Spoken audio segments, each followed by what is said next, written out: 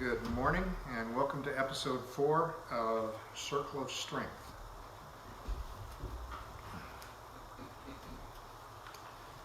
This series is anchored on Paul's statement in Ephesians chapter 6.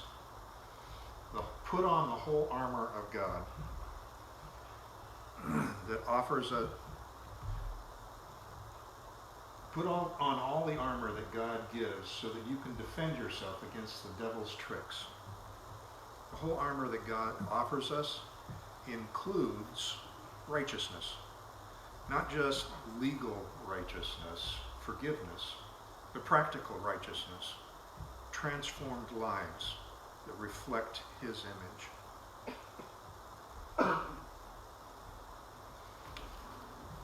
And it's organized around these 8 domains, these 8 categories of behaviors and activities that we identified as a church as helping us when we are dealing with the traumas that have happened in our lives, that strengthen us when we are facing temptation. Resilience, bouncing back, and withstanding the blows that life gives us. We're examining each of these. I'm not sure what's going on here. We're examining each of these activities to learn better how to provide protection and promote healing and restore confidence. So, this week Vivian and I were in Evansville, Indiana. Doctor's appointments, car breaking down, things like that. But as I was driving down the road, this young lady along the side of the road caught my eye waving this sign, okay? Now, this was Wednesday. Like most of the United States, it was cold. It was 38 degrees outside, and it was raining. And she's out here in this skimpy outfit, and I'm thinking, what is going on? Is she crazy? Okay. And her employer, how dare he make her stand out there with no shelter? And then I looked at her feet, and my whole reaction changed. Why? Looks like it might be a heater behind you. It's an automaton. This is a machine. Oh, yeah. Okay? There's a motor there. Her feet are tied to it. She's standing on a trolley. Okay? And all of a sudden my reaction, I had absolutely no compassion or sympathy anymore. Okay? I mean, I was no longer upset at her employer for putting her out in the rain and the cold. Automatons. Disney has changed our word. It's now animatronics. Did you know that the word anime is actually Greek for ensouled? Okay. The Greek concept of a living thing was a thing that had a soul. That's what differentiated plants, which had no souls, and animals and humans, which must have a soul because they have breath going in and out. And soul was the equivalent of breath and spirit. Okay. So animatronics just means ensouled. Now, we could go through pictures of animatronics from Disney, okay, and they are far more advanced than what I saw alongside the road. But I want to take you back to the heyday of animatronics, when they were really popular. And this is back in the 1600s. More than 400 years ago is when animatronics became really popular. Clockmakers. I'm sorry, wasn't Marie Antoinette in the 1800s or the 1700s? Let me deal with that. Sorry, the coaching is going on here. The sign says Marie Antoinette up there. Okay. Clockmakers had mastered their art so that they could get regular mechanical function out of their clocks. And they had saturated the market for clocks. And so they started trying to expand the market. And first they started making their clocks fancier by putting moving parts on them. And so you have these clocks in churches in Europe that are 3 stories tall, and every 15 minutes you've got this theatrical production from these figures that come out. But the most popular animatronic was the cuckoo clock. Okay, and we still have those today, but we don't think of them as anything special. But let me tell you, in their day, they were better than MTV or Snapchat or Facebook or anything, okay? Now, this is an example of what animatronics were like in their heyday. This is actually from the 1700s, okay, so a little bit earlier than when they first started out. This was a gift that was given to the King of France to give to his sweetheart for Valentine's Day. His sweetheart was Marie Antoinette.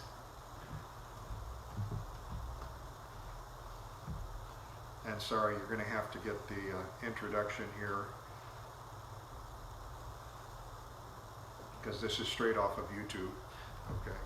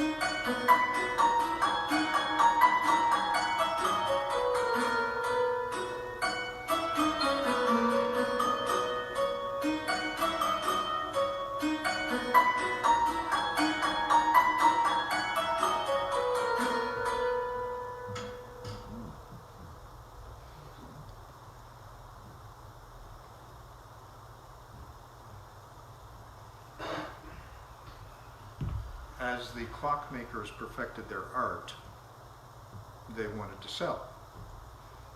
And so the shop windows in Paris were filled with these animatons, trying to attract the attention of the wealthy patrons who were walking by in the streets. But everybody got to walk by and look at them. And as people watched these animatons that were so lifelike and realistic, it got some of them thinking. One of those thinkers was a young Frenchman by the name of René Descartes. And his question was, am I a machine? Now, today, we have a clear understanding in American culture of what goes on inside the body. We know what tendons are, how muscles work, how nerves work, how blood circulates in the body. In the 1600s, none of that was known. Anatomy was just being explored. And so as they discovered that the body was built of all these parts that worked together, and these machines were being built that had all of these parts that worked together, it was a logical question. Are we just machines? Now, René Descartes really put his mind to this, and he came up with a brilliant answer. I think, therefore I am.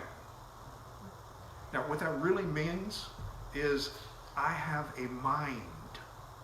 Therefore, I am not a machine.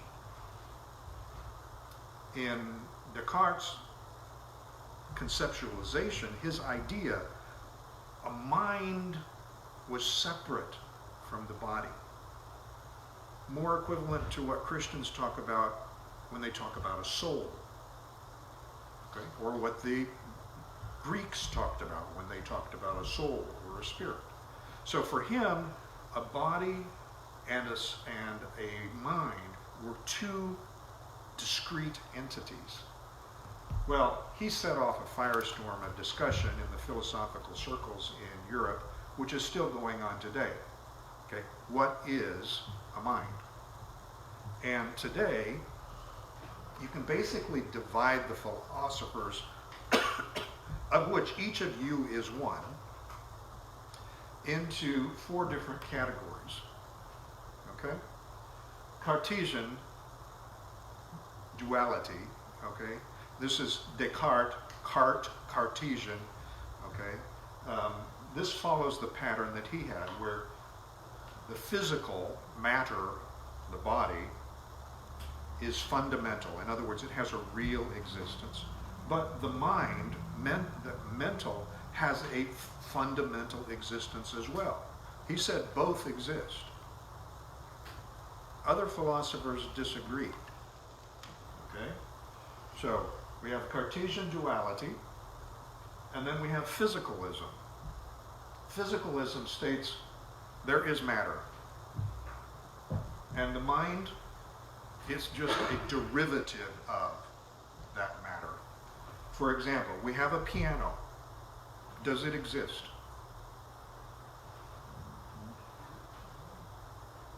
You can touch it, you can see it, you can feel it, you can drop it on your toe, okay? You can play it. Does the song that I play on the piano exist? Can you touch it? Can you see it? Can you pick it up and turn it around?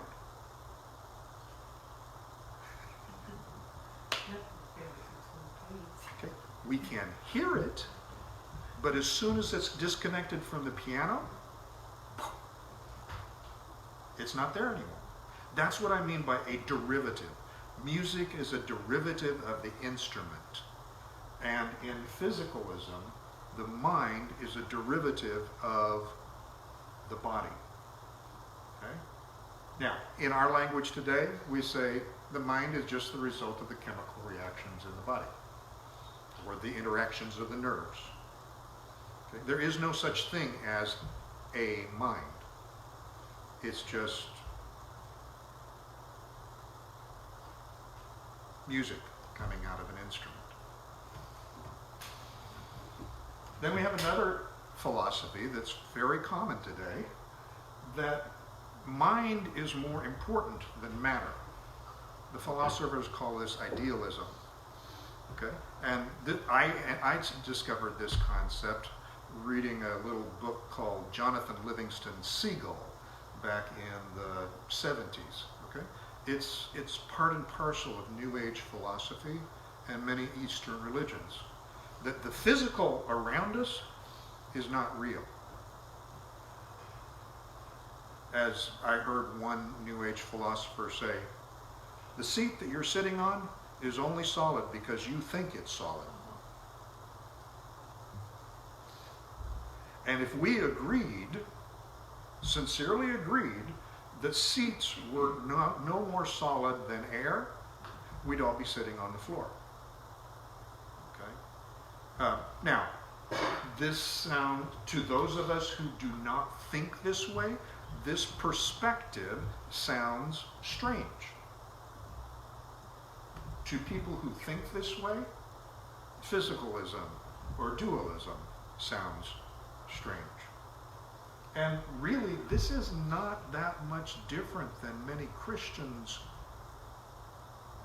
believe when we say that the only thing that is important is the soul. So, as a doctor, I got asked to give talks about physical health. And I remember coming out of a church after giving a spectacular presentation on how to take care of the body. And as people were shaking my hand at the door, one of them said, I'm glad you finally got around to the only thing that's important there at the end when you said that the body was the temple of God, because everything else you said was meaningless, and I don't know why you wasted our time in church talking about that. But that's kind of harsh for him to say that.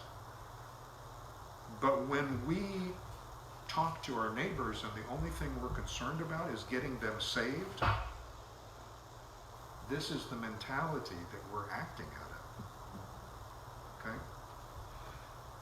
But I have a problem when I look at this. There's this fourth group that's called neutral monism, and I've never run into somebody who believed it, and I've never read about a group that believed it. And basically, they believe that both physical matter and the mind are derivatives of some unknown third reality. Okay? And I couldn't relate to that until I realized that I don't fit in any of these. So, here's Steve's monism, okay? You see, when I grew up, the picture of reality that I had about what makes us human comes from Genesis chapter 2 and verse 7, which says that God formed man out of the dust of the earth, which he had created, and breathed into him the breath of life, which came from God, and man became a living soul.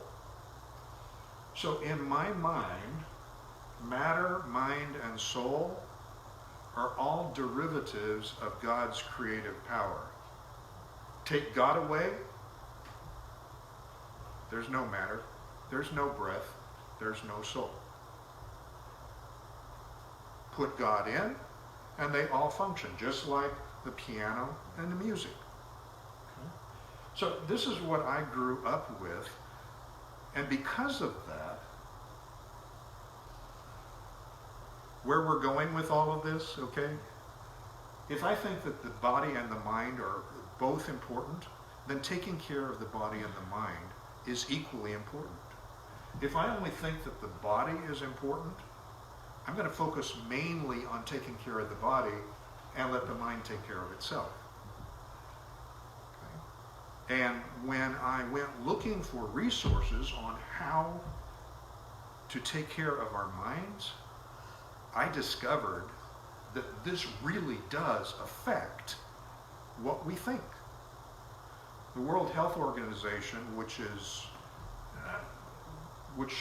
basically functions at the level of physicalism, the body is the important thing. The mind is just a derivative of the body. They have a document out on preventive health, and the only thing it talks about is social determinants of health. Poverty, housing security, food security, abuse, neglect, violence in the neighborhood. If we take care of these things, mental health will improve. Will it? Yes, it will. But is that the only thing? On the other hand, when I get on Christian websites, I find out that idealism, it really affects how we address taking care of our minds. Because in these sites, it was all about the spirit. Repentance, forgiveness, okay, overcoming selfishness. There was almost no talk about taking care of the physical body, and neither of these groups talk about what I grew up learning about, which is what I'm going to share with you today. How to take care of the mind as well as the body and the spirit. But first, what are the common problems? This is a breakdown of mental health diagnoses. So these are people who have asked for help for their mental problems. 19% of the American population in any given year has a diagnosis of an anxiety disorder. Bipolar disorder, only 3%, which struck me as strange because it seems like every other person says, I'm bipolar. Okay? Major depression, only 7%. Now, anxiety disorders, only 19% of the population has it, but 30% of the population is taking anxiety medications. So what do these numbers mean? Well, the only thing I can take away from it is that we as a church, when we're talking about promoting health, mental health, about promoting healing and about restoring confidence, our major focus needs to be on what are called the affective, the emotional disorders, anxiety, bipolar disorder, and major depression. If we can effectively, as a group, start taking care of the mind to prevent emotional disorders, we'll take care of the vast majority of mental problems. So, we've talked about the 8 secrets of physical health. Now we're going to talk about the 8 secrets of mental health. Okay? And understand, this is Steve's formulation from beginning to end. Okay? I can't point you to a website. I can't show you a book. This is my memory of what I understood growing up as a child and a young adult, from the mindset of it's important to take care of body, mind, and soul. So the first element in taking care of the mind is taking care of the body. And last month we talked about the 8 secrets of physical health. And here at church, we did a self-inventory. I made a questionnaire that everybody filled out anonymously, and then we looked at what our strengths were as a church.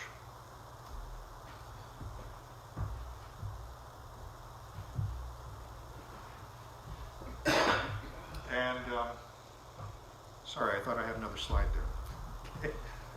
We found out that when it comes to temperance, not using chemicals as a substitute for taking care of the body, we're pretty strong here as a group.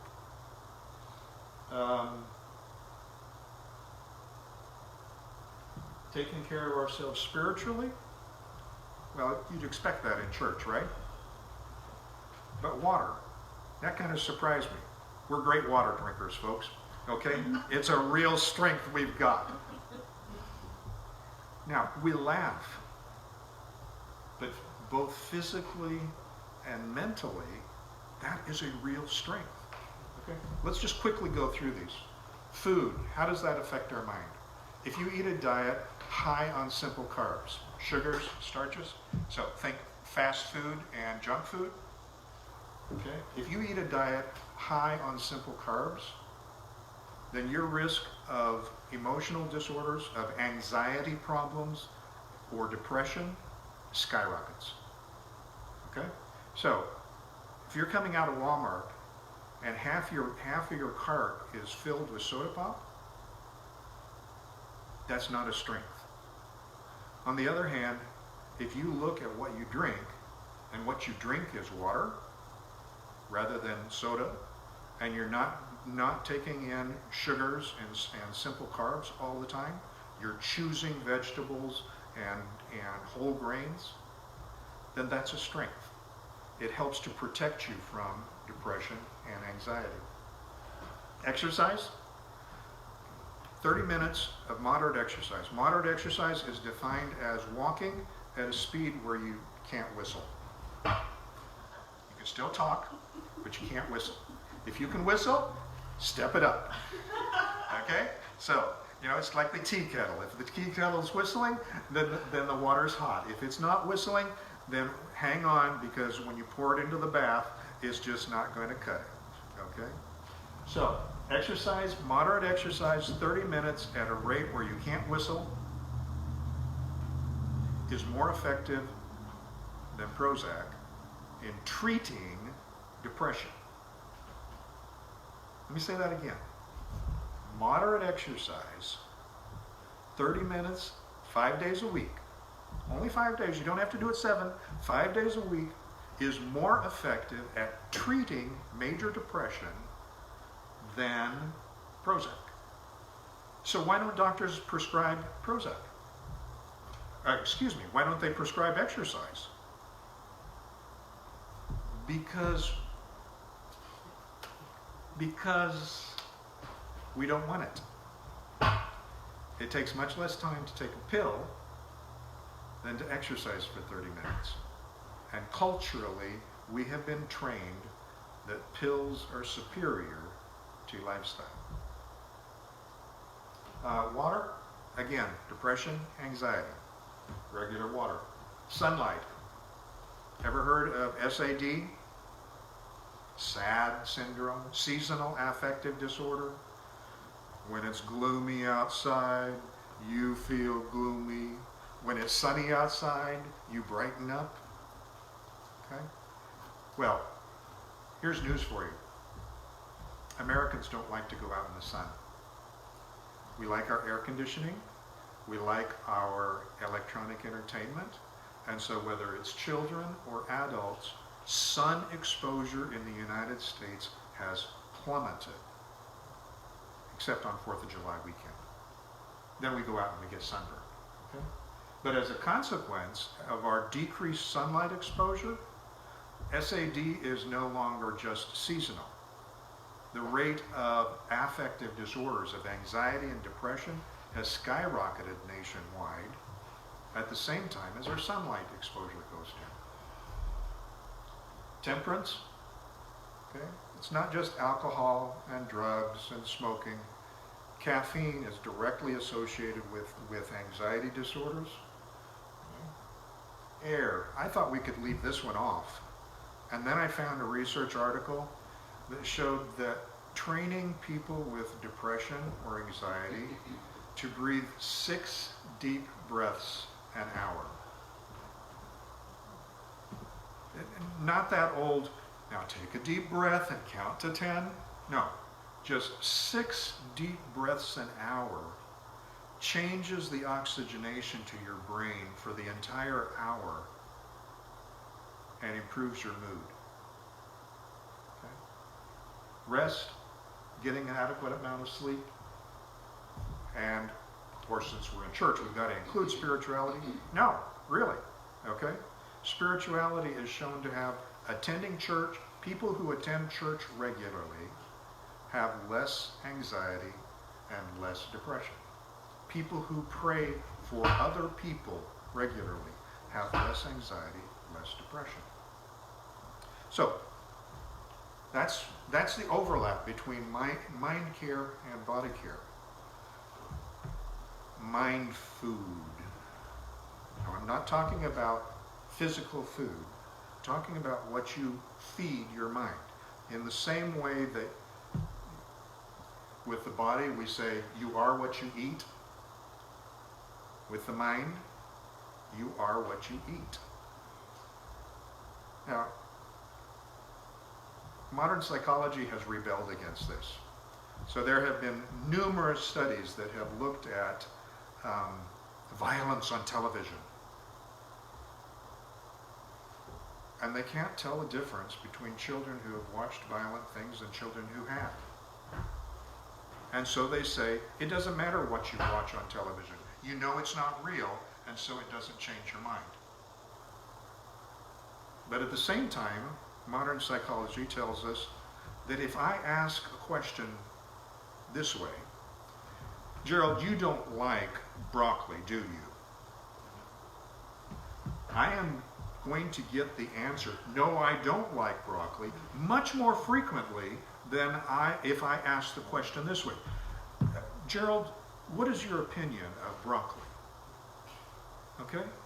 Simply the way we ask questions changes how our brain works. So why wouldn't what we look at change how our brain works? So, look at these two experiences that are happening here. Can you give me some differences between what's happening here?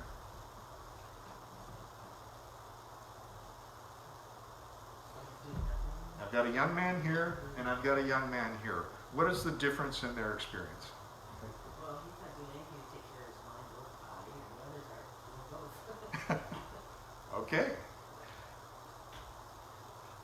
Passively just soaking it up versus being proactive and Excellent. Okay, here's what I came up with, okay? And I wasn't fishing for the right answers, okay? But he's passive. That's why we call him a couch potato. Okay? Versus active involvement. He's getting instant gratification. He's getting gratification, but let me tell you, he's been training. I see our high school athletes for the track, okay? As soon as the school year starts, you see them running through the streets and running and running. Every day they're running. How much effort does this take? Sometimes we actually have to stand up and walk across the room to pick up the remote. Okay? I mean, it's really a problem when the remote is removed. Okay? Versus the effort involved in becoming a competitive athlete. And how invested is he? Now, I know when it's Super Bowl weekend, you do not walk between the man and the TV. Okay? But most of the time, okay, you walk into the room and it's like, hi, okay? Or, okay, we're just casual observers here. Whereas the intensity of concentration involved in running a race is immense. So, is there a difference between reading and watching a movie?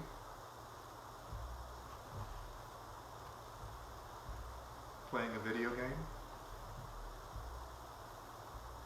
I would suggest that the difference is about the same as between being a couch potato watching a sports event and being a competitor in the event.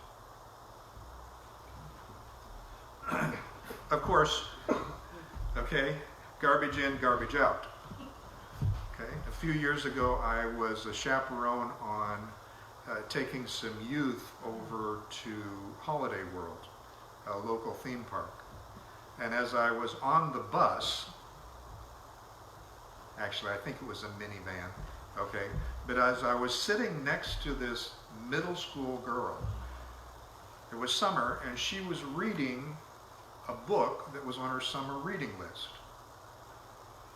And she had the book open, I was sitting next to her, you know, she was just starting the book, so I started reading along with her. And in the first 5 pages, there were 10 murders, 1 kidnapping, 1 gang rape, okay, in the first 5 pages of a literature program for middle schoolers, which got me reading on the internet, and guess what? Okay, our school systems are so desperate to get young people to read that they've decided it doesn't matter what they read as long as they read it. And they've found that the more sensational and violent and shock and awe the book, the more likely the kids are to read it. Okay? Well, I'm sorry, that's not feeding the mind. Yes, you're teaching children to read, but you're not feeding their minds. What do you feed your mind? Are you actively feeding your mind? Or are you just a passive observer being spoon-fed whatever the media wants to feed you? Feeding the mind. Okay. Exercise. Oh, Steve. Now you're going to make me exercise my mind? Yep, that's right. When was the last time you did something new? I mean, brand new. Voluntarily chose to stretch yourself.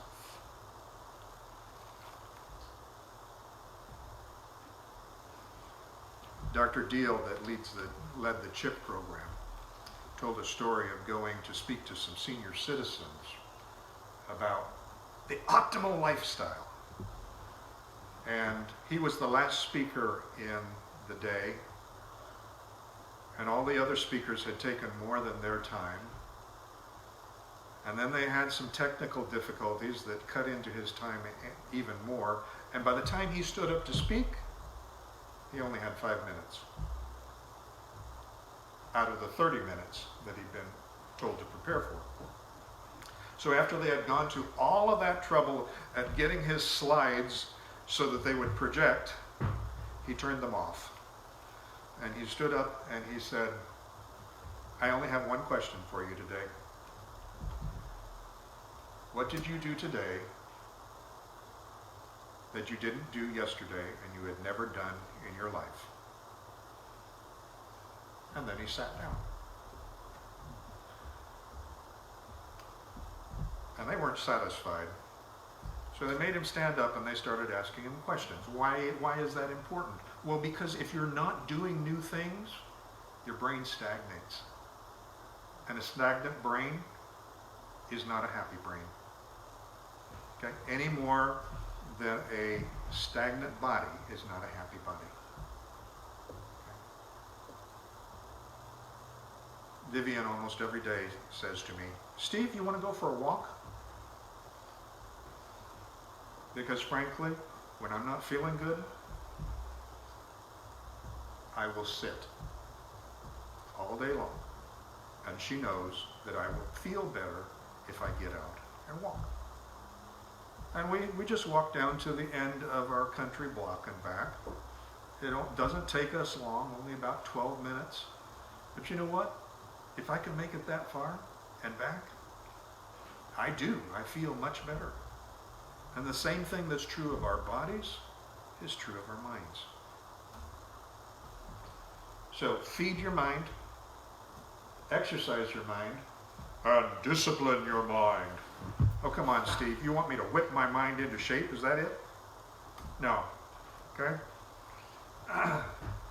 Elements of thought. This is from a website called criticalthinking.org.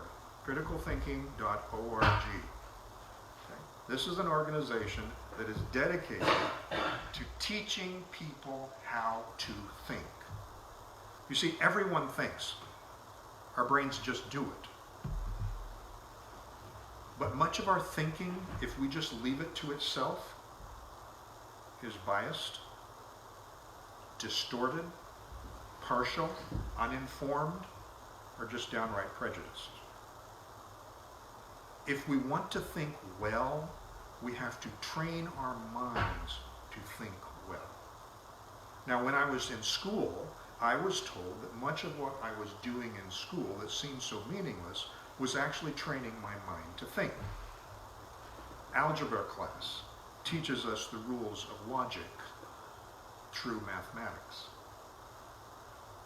But the fact is that we'd do a lot better job teaching kids to think if we'd actually talk to them about how to think. Okay? We always start with a purpose when we're thinking. Well, sometimes we're just daydreaming, right? Daydreaming isn't thinking. Daydreaming is to thinking what wandering into the forest blindfolded is to taking a journey. We're just reactive. We're not proactive. Real thought starts with a purpose in mind. But every purpose that we have comes with a perspective, a point of view, a frame of reference. And if we don't take that point of view into account, we don't recognize that perspective has implications and assumptions built into it that serve to narrow our field of vision. So your point of view, okay, let's take politics. I know we're not talking about politics in church, just like we don't talk about religion in church, right? Okay. Those are the two things you're not supposed to talk about. So, okay, politics. My perspective, okay, let's just take Steve as a straw man, okay? When I was asked to sign up for voting when I was in college, they asked me if I was Republican, Democrat, or Independent. I had no clue what I was. Okay? What's the difference between a Republican and an Independent? A Democrat? I didn't know, so I just said Republican. Sounded good. So I've been a registered Republican all of my voting life because I didn't know what a Democrat or a Republican were. Okay? But now, after a couple of years of being a registered Republican, okay, I think from a Republican perspective, which has certain implications and assumptions built into it. Big government is bad. That's an assumption of the Republican mindset. Okay? The implication is that if there are lots of regulations, then something's going wrong. Now, because of that perspective and the assumptions and implications that come with it, anytime that I approach facts, I interpret them through concepts that arise because of the assumptions that I have. Facts don't speak for themselves. Facts have never spoken for themselves. Facts are always interpreted by the concepts we bring to the table. And that's true of politics, that's true of science, that's true of health, and that's true of religion. Our perspective affects the concepts that we bring, the tools that we bring for interpretation, which affects our understanding of the facts and the answers that we come to for the questions. So, I know this is really, really not what we like to think about, which is why it's so important for us to discipline ourselves to learn how to think. I can't tell you how many arguments I've heard between people who denied the fact that they had a perspective. They each had a different point of view, but they didn't want to talk about their different points of view. They denied that they had assumptions. All they wanted to talk about was the facts. You can't do that and think. So, feed your mind, exercise your mind, train your mind.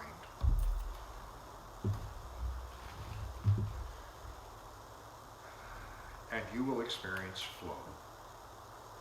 Now, flow is not something we talk about, okay? One of these persons is in flow.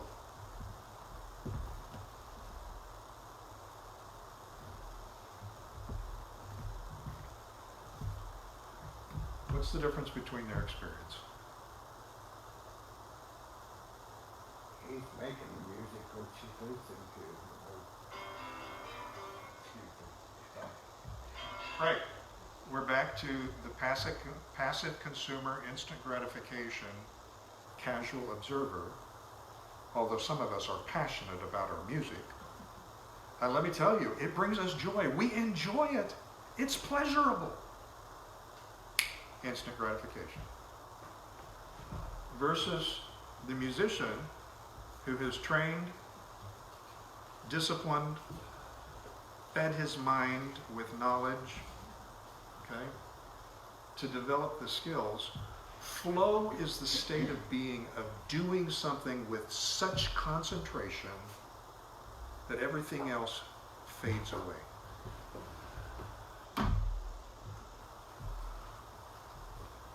Flow is the intersection between preparation for action and taking risks. As we develop skills, okay, the mind, yes, we can develop mental skills, but the mind was not meant to exist independently. It's integrated with the body. So when we develop skills, it means we learn how to do things. As we develop skills and take risks, the higher the level of risk, the higher the level of skills, the more likely we are to experience flow. If we never invest in developing skills, we drop out of school, we never read a book that we're not required to read,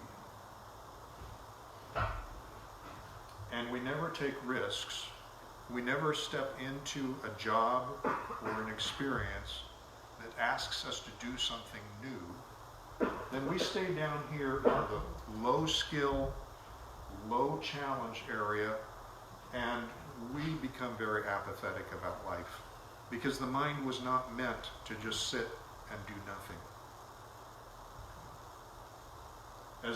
But if we develop skills without taking risks, we're bored. We know we could do more, but we aren't. Okay. Flow takes investment in developing skills and taking risks, doing things that are challenging.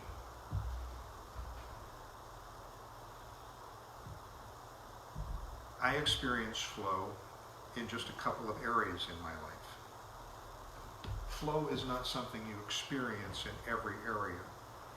When I'm at the piano and I'm just playing a hymn, not trying to improvise or anything, I'm just playing a hymn. It's something I've played 100 times before. Okay, I can do it in my sleep. That's low risk. I may have high skills, but it's low risk. And let me tell you, I can do that all day. I can do that all day. It just, okay. But once I start to improvise and I start trying to tweak the music, the risk goes up because I can't always predict what's going to come out of my fingers. And sometimes Vivian gives me that look, you know, that didn't quite work, Steve, look. Okay? But there are times when I really take risks, okay, and things are just, you guys can sing whatever you want, and Vivian can give me whatever looks she does, okay? But I'm in the piano and I'm totally unaware of that, okay? It's just, whoosh, and it feels like magic. That's flow. I don't experience that in the kitchen. I don't experience that splitting wood. Okay? Point is, you don't have to experience flow in every part of your life. You won't. That's an unrealistic goal. But if you're not taking risks and you're not developing skills, then what you are doing is you are staying here in this domain, and guess what? An apathetic, bored person develops a low self-esteem and is vulnerable to depression. A person who has low skills and then gets thrust into a high risk, a high challenge experience develops worry and anxiety. Developing skills and taking risks. Flow is just another word for mental health.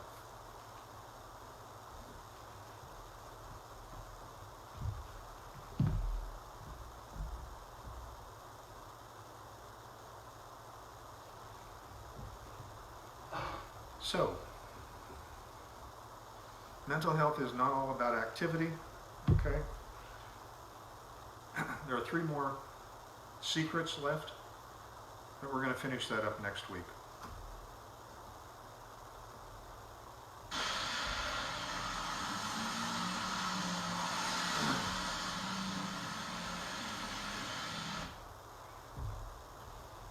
So finally, there are going to be days when you feel like this, like life is empty and mechanical. But remember, you are not a machine. You have a mind, you have a soul. And while there are days when your emotions are going to tell you, this is who you are, don't believe it. You are a child of a living God who cares about you. A God who gave his life to save you. He gave you a mind. He made you in the first place. And he offers you hope and healing. That's a strong foundation for mental health, if you will choose it. Now, next week we'll be picking up where we left off today and finishing our discussion of this section of Circle of Strength. I look forward to seeing you then.